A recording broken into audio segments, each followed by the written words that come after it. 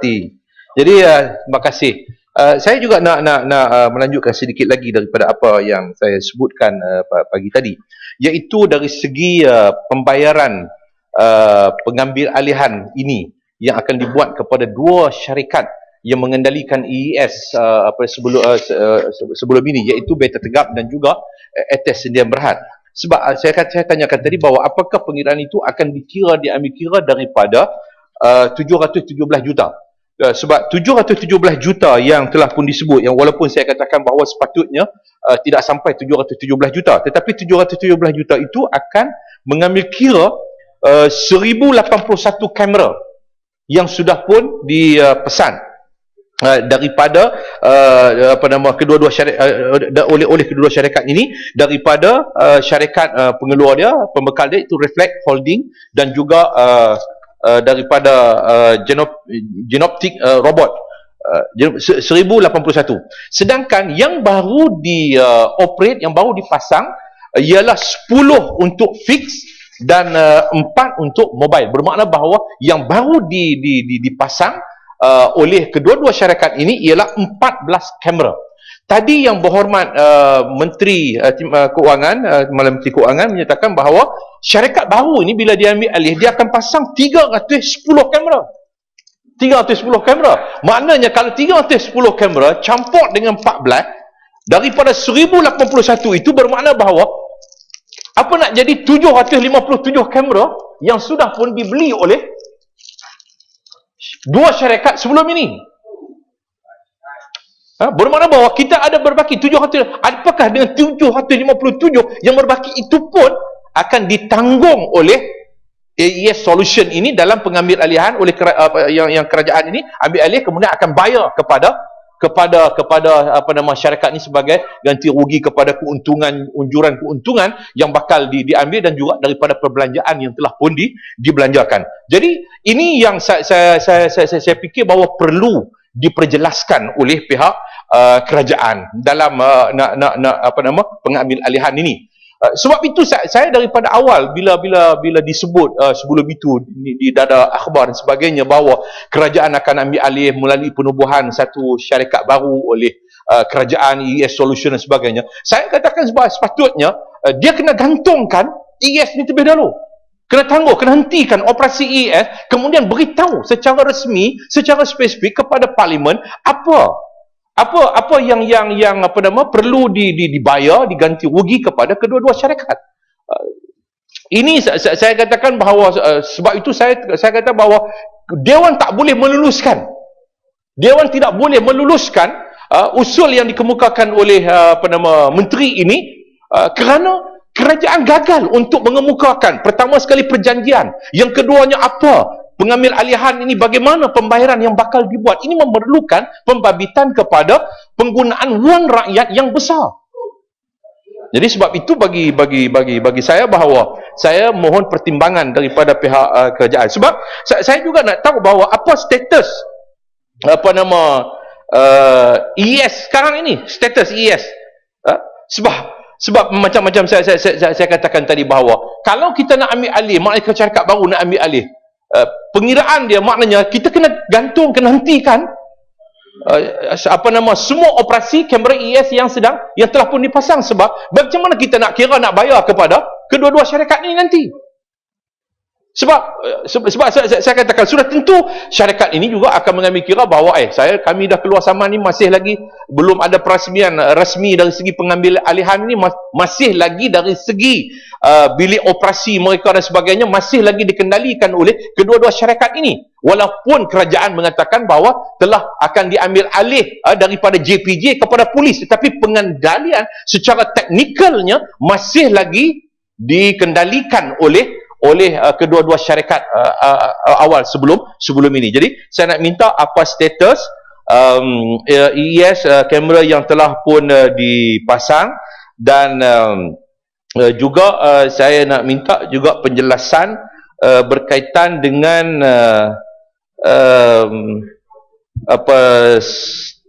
statistik kemalangan di 14 lokasi yang ada sekarang ini, yang ada sekarang ini, iaitu sebelum ada kamera berapa kemalangan di kawasan tersebut selepas pasang kamera, berapa kemalangan.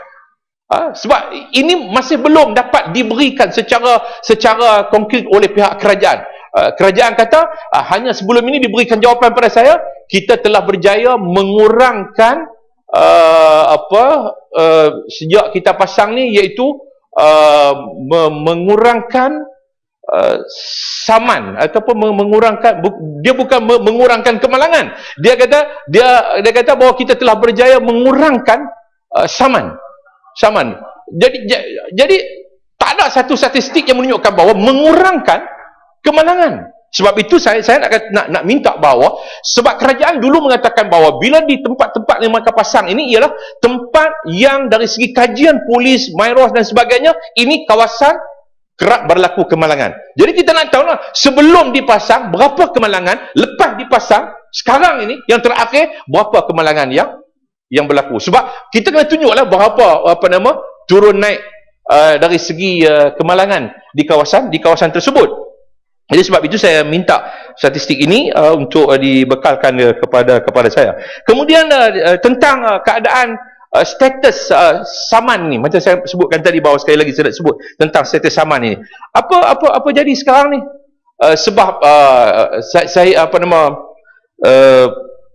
pemangku Menteri Pengangkutan sebelum ini menyebut bahawa mereka menubuhkan satu jawatan kuasa pemandu, kalau tak silap saya, untuk melihat Mali dan akan bawa kepada M10, Majlis Tindakan Ekonomi Negara, untuk buat keputusan. Saya pun tak tahulah apa perlu bawa sampai kepada M10 untuk nak ditentukan. Tetapi yang penting, yang pastinya ialah AG Peguam Negara mengatakan bahawa semua saman-saman yang telah dikeluarkan itu macam digantung, macam tergantung. Maknanya tak boleh nak dikuatkuasakan dari segi kes di mahkamah itu, kerana ada persoalan-persoalan teknikal perundangan dan juga teknikal yang lain. Jadi saya nak tahu apa status keadaan saman tersebut. Yang ketiganya, saya nak minta bahawa bila disebut bahawa kerajaan bersenam. Jadi bila bersenam boleh saya nak bilang 1, 2, 3 turun naik. Dia boleh ada gaya. Panjang lagi yang Muhammad. Ya? Panjang lagi. Panjang. Ya, sila. Ya, baik. Sehingga selesai. Ya? Sehingga selesai. Bagi tak pun bukan ada apa dah. Yang ni satu ya. Nak kalut ke mana pun. Saya pun flight saya 7.40 nak balik kawasan. Baik. Kacau di malam menteri ni tadi, kita berhilang punca. Ya, pokok senang. Ya. Kena turun naik dapat balik idea. Dah turun naik ada tak boleh turun ni pakai turun. Baik. Yang tidak. Ya, okey. Saman yang apa status saman seperti mana yang telah pun disebut oleh AG. Adakah selepas ini akan dikuasakan? Kemudian Lenggong bangun. Ya. Dia bukan bangun, dia tak duduk lagi. Dia tak duduk lagi. Biar kita dengar lah. Dia macam mana? Pelipu lara. Bukan ada point pun. Tinggi tak? Ya, baik.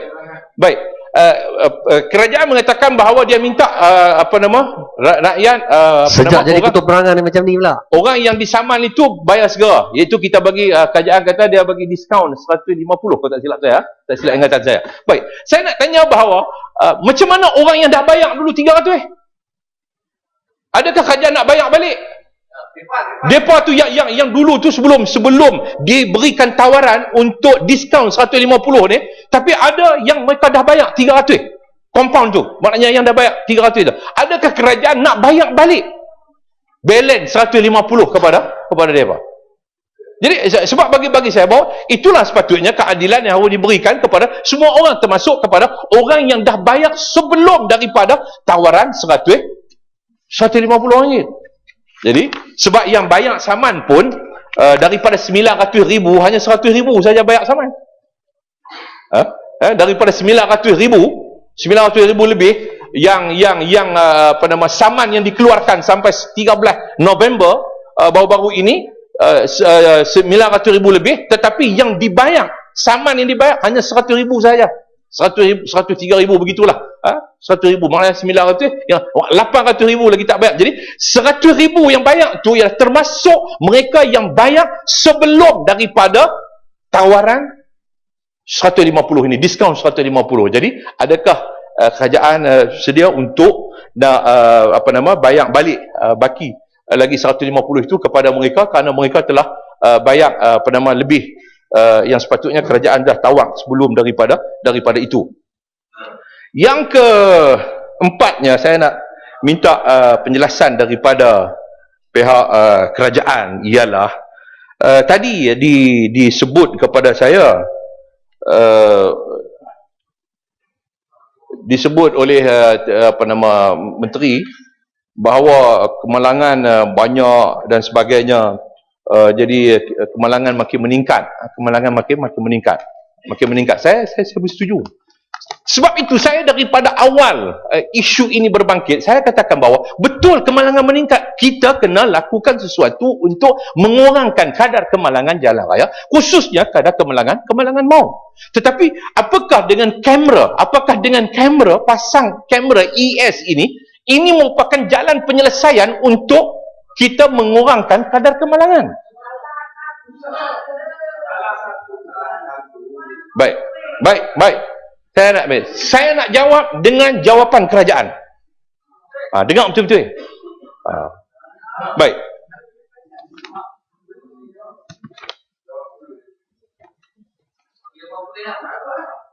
Saya nak bagi jawapan betul hebatlah. Kira saya pula kena bagi jawapan betul kepada menteri. Kira okey lah. Ya, selamat datang Tenggara. Kita simpati dengan dia. Seorang yang sangat prihatin walaupun dalam keadaan sejak jadi ketua pemenangan banyak lagi merepek, mengalami sedikit kemalangan ini. Ini isu tak ada kena mengena dengan AES, sengaja nak melewatkan. Lengur langsung tak simpati sejak dia menang ni, dia act dengan Tenggara. Mana boleh lagu tu? Kita menang-menang MT nak pergi act dengan orang. Oh, salah. Kawan tu tak ada jawatan apa, takap pengurusi tetap cawangan. Mana boleh act tu? Jadi Lenggong dia perasan lebih pula dah. Tak heran sejak jadi ketua pemenangan ni merepek lebih. Ya lah, pasal hampa tak terang tu, nak bagi terang. Baik. Saya nak beri jawapan pada Yang Berhormat bahawa tentang isu kadar kemalangan ini. Saya bersetuju tadi saya kata bahawa, tetapi isu penguatkuasaan menggunakan kaedah kamera. Ini sekarang ni kita menggunakan kaedah kamera ES lah. Tapi saya nak katakan bahawa operasi ini telah dibuat oleh polis di Raja Malaysia sejak daripada tahun 1995. Iaitu polis telah dibekalkan secara berperingkat kamera-kamera perangkap laju. Isu perangkap laju, saman ekor, sembunyi belah tiang belik pokok dan sebagainya, apa disebut oleh kalabakan sebelum ni. Ini dah lama dah. Sejak 95 dan sebelum daripada 1995 itu sudah pun beroperasi. Adakah kita nak katakan bahawa kemalangan berjaya dikurangkan? Baik. Kemalangan terus meningkat. Walaupun polis telah kuasakan penggunaan kamera. Kamera baru dibeli oleh pihak polis dalam tahun 2012, iaitu 124 unit, di mana 85 unit model leather Digicam yang bernilai 173,000, sedangkan negeri lain beli lebih murah daripada harga yang dibeli oleh pihak polis. Kemudian 39 unit leather TrueCam yang bernilai 223,000 satu unit, sedangkan negeri lain beli harga dia lebih murah, harga pasaran tak sampai. Tapi dijawab kepada saya, kos latihan, tak kalah kos latihan nak angkat kamera begitu punya mahal. Tapi saya nak sebut bahawa sebelum daripada ada leather Digicam, sebelum ada leather TrueCam ini, dah ada kamera-kamera lain yang dibuat oleh pihak polis. Tapi saya katakan bahawa kemalangan tak berkurang. Apa kejaminan kita katakan bahawa AES ini yang juga menggunakan sistem dari segi kamera, menggunakan kaedah kamera, boleh mengurangkan kemalangan. Kemalangan terus meningkat. Kemalangan terus meningkat. Maknanya sepatutnya bila dah ada saman ekor semua dan sebagainya, sepatutnya kemalangan itulah boleh berkurang. Bila dah ada kamera pulih dan sebagainya, kemalangan boleh kurang. Sekarang kita ambil alih EES daripada JPJ, diletakkan bawa pada polis. Sedangkan saya katakan bahawa polis sendiri pun gagal selama ni. Sebelum ini EES ini di bawah tanggungjawab JPJ, Kementerian Pengangkutan. Sekarang nak dipindahkan kepada Kementerian Dalam Negeri, kepada pihak polis. Sedangkan polis sendiri sejak 1995 gagal untuk mengurangkan kadar kemalangan dalam negara kita. Apa argumen yang kita katakan bahawa parit sulung baru nampak, dia terpandang kiri nak tengok lengur, tengok parit sulung, tudung merah. Dah pokok senang. Apa nak kalut-kalut ke mana persidangan agama? Biarlah. Kuat repek lah ketua perangan ni. Banyak tak apa. Ya, sila. Bahawa Menteri jaga arau saya salute. Mana dia kena pergi jaga banyak. Saya setuju. Tak apa, kita tak kacau apa, kami tak kacau apa ni. Jadi sebab itu saya minta bahawa kerajaan memperjelaskan pada saya bahawa apa jaminan. Sebab kalau selama ini pada polis sendiri pun gagal untuk nak mengurangkan kadar kemalangan sepanjang operasi mereka dengan saman ekor, saman macam-macam jenis saman trafik ini, dengan kamera baru, beli harga patut murah, beli dengan harga mahal. Apa jaminan kita dengan EES ini, kita serah pula pada polis, boleh mengurangkan kadar kemalangan. Disebab itu saya minta kepada pihak kerajaan bahawa perlu memperjelaskan kepada saya bahawa berapa sebenarnya kadar kemalangan yang telah berjaya dikurangkan melalui sistem saman yang dibuat oleh pihak polis yang juga menggunakan kaedah kamera ini sendiri. Sebab itu saya minta penjelasan ini diberikan oleh pihak kerajaan sebaiknya, dan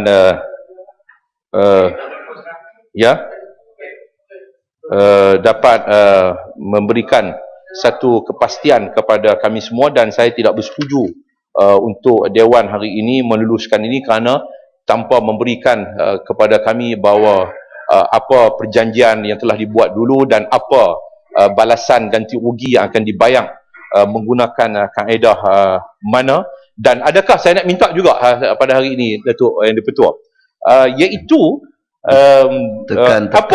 tekan minyak balik semula, nampak gaya ni. Apa pula perjanjian baru yang dibuat antara kerajaan? Dengarlah dulu. Dah perjanjian, kata perjanjian baru dalam proses. Perjanjian lama pun haram tak tunjuk di sini. Dia beritahu kata perjanjian baru dalam proses. Saya belum habis tanya lagi, dia kata dalam proses. Hak lama pun entah ke mana, tak tahu apa butiran dalam proses juga. Hak lama pun. Jadi ini persoalannya. Apa pentingnya perjanjian itu? Perjanjian untuk operasi EES, bukan soal persenjataan, pertahanan negara, keselamatan, lahat datu apa semua. Itu mungkin kalau nak dikategorikan sebagai akta rahsia rasmi. Sebab itu saya nak minta bahawa apa kaedah perjanjian nanti yang akan digunakan. Maknanya walaupun dalam proses, tetapi dari segi model keuangan, apakah nak gunakan model keuangan 3 langkah seperti mana yang digunakan dulunya oleh kerajaan dengan 2 syarikat yang pengendali EES, iaitu Beta Tegak dan juga Etes Sdn Bhd. Jadi ini sangat penting. Sebab bagi saya bahawa kalau ikut yang dulunya, sebab itu saya tanya tadi bahawa berapa yang kita nak kena bayar. Bukan senang. Saya dengar daripada pukul 12 lebih tadi, pusing ayat-ayat yang sama je sebenarnya. Dah. Benda sama. Dia pusing. Sama je. Bukan ada point pun. Saya nak bagi angka baru. Sebab tadi Ucapan merepek ketua yang perangan PAS. apa nama disebut oleh Pontian Kepala Menteri ni, dia kata dalam proses. Sedangkan dalam proses bermakna hak lama pun harap tak tunjuk kat kita di Dewan ni. Baik. Ini yang akhir saya nak tolong betul. Saya pun tahu yang ketua pun nak hadir. Ya. Baik. Kau sayang betul. Banjir Juga banjir. Saya nak balik banjir. Saya doa mudah-mudahan Pokok senang. selamat semua ya. Tanya sikit. Betul. Ya, sila. Saya nak tanya pokok sena ni. Dalam Dewan ni jarang kita dengar ya, kerajaan nak melabur dan syarikat bawa ke Dewan ni. 10 juta ni tiba-tiba kali ni beria benar pula bawa ke Dewan untuk dibahaskan. Lain-lain pelaburan macam mana ya? Sila. Ini satu soalan yang agak maknanya mengejutkan saya. Maknanya yang ni nak minta daripada Dewan, daripada Dewan lulus, iaitu pelaburan 10 juta ya. Kalau NFC berapa juta? 250 juta tak pernah minta daripada Dewan pun ke? Minta? Ada minta ke? Ada buat usul ke untuk minta 200 Tenggara tu ingat kan? Jadi tiba-tiba untuk 10 juta minta hak 250 juta tak minta. Ya baik, Datuk Yang Ketua. Ialah pelaburan lah agak ni pun. Ni hal lain-lain pelaburan pun tak pernah minta sini pun. Baik. Saya nak minta penjelasan daripada pihak kerajaan. Sebab itu model keuangan tadi tu, model keuangan. Apakah model keuangan 3 langkah yang dulunya dikira? Sebab begini ya. Sebab itu saya tanya tadi bahawa berapa pengiraan ganti rugi kepada kedua-dua syarikat ni, sebab kedua-dua syarikat ini kalau mengikut model keuangan 3 langkah yang dulu, syarikat akan menjana sekurang-kurangnya keuntungan pendapatan mereka 769.6 juta setahun. Konsesi dia 5 tahun. Konsesi dia maknanya perjanjian itu tempoh 5 tahun. Maknanya kalau 5 tahun 769.6 juta ni bermakna bahawa dia akan dapat 5 tahun tu 3.3848 juta. 3 bilion lebih. 3 bilion lebih. Jadi adakah kita nak bayar 717 juta sahaja, iaitu modal pelaburan awal dia, ataupun kita nak bayar dengan keuntungan yang hilang? Dia tak dapat. Dia dijangka 5 tahun punya perjanjian, dia dijangka dapat keuntungan 3.8 bilion. 3.8 bilion. Jadi adakah kita nak bayar juga kepada syarikat ni keuntungan yang sudah ada, yang dia hilang, dia tak dapat? Sepatutnya dia dapat 3.8 bilion 5 tahun. Tapi bila kita terminate dia, kita ganti dia dengan syarikat baru, adakah kita bayar mengambil kira ini ataupun 717 juta sahaja? Jadi tak tahulah, kukut dah kerajaan dah bayar dah. Jadi saya minta penjelasan daripada pihak kerajaan. Namun apapun, saya katakan saya tidak bersetuju usul ini untuk diluluskan di Dewan ini, kerana kerajaan gagal membentangkan kepada kami perjanjian yang dahulu dan juga apa pengiraan balas. Sepatutnya kerajaan kena tunggu spesifik dulu perjanjian baru macam mana, siap tunjuk pada parlimen, kemudian macam mana pengiraan model keuangan, kemudian macam mana pembayaran kepada kedua-dua syarikat ni, barulah bawa ke sini mentang kemudian minta pelaburan. Maknanya dalam masa yang sama kita boleh tangguhkan dulu, gantungkan dulu pelaksanaan ES ini sepatutnya. Jadi saya ucapkan terima kasihlah kepada Datuk Yang di-Pertua. Kawan saya pun Menteri Pertanian ini maknanya tak sabar-sabar. Ada pula kita ahli parlimen, nak cepat. Apa benda kita ni? Kita nak cepat. Relax lah, biar kita berbahaya dalam keadaan tenang. Kita nak cepat nak balik. Nak balik lah. Apa? Siapa suruh main? Kalau saya nak balik, saya balik. Kalau ni nak main sini nak suruh cepat lah kami nak balik, cepat kami nak balik lah. Pergi balik lah. Siapa suruh tunggu? Tak ada masalah. Maknanya parlimen bebas untuk keluar masuk lah kan. Keluar masuk nak balik, nak pergi buat persidangan. Nak main persidangan sini, duduk sini, tangan duduk pegang, nak balik cepat. Jadi ini yang menyebabkan kita berbahas secara yang tidak matang. Tak masak keputusan yang kita buat, tak masak. Kita lulus gitu Ini Datuk ini betul. Ni lah dia ni macam ni. Cukup dah, Dia cukup dah. jenis Terima macam kasih, mana pokok orang di senang. kampung. Macam mana Bang, pokok senang. Pokok senang. Mic dah tak ada dah tutup. Terima kasih banyak ya. Terima kasih banyak. Okey. saya sedang untuk menolak. Okey. Seputih, lepas seputih, Kepung, lepas tu Menteri jawab. Terima kasih Tuan Pengurusi.